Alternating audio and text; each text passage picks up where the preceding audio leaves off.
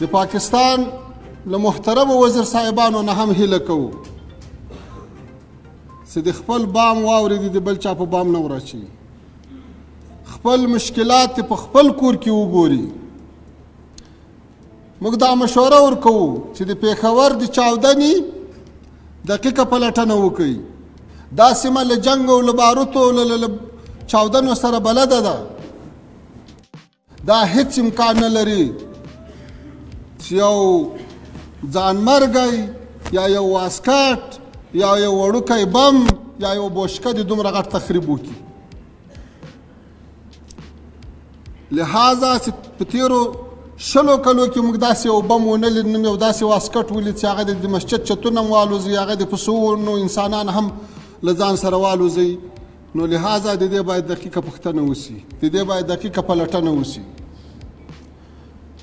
افغانستان ته د پلوی ګوته نه نیول کېږي.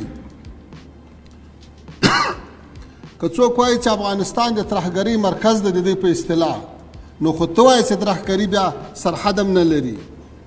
نو که ترهګري په افغانستان کې وایي، بیا به دا ترهګري چین ته هم غځېدله، دا به تاجکستان ته هم غځېدله، دا به ازبکستان ته هم غځېدله، دا به ترکمنستان ته هم غځېدله، دا به ایران ته هم غځېدله. نن چې هغه ټول په امن دي، خپل افغانستان هم په امن ده، نو معلومه شو چې دلته دا خبره نسته.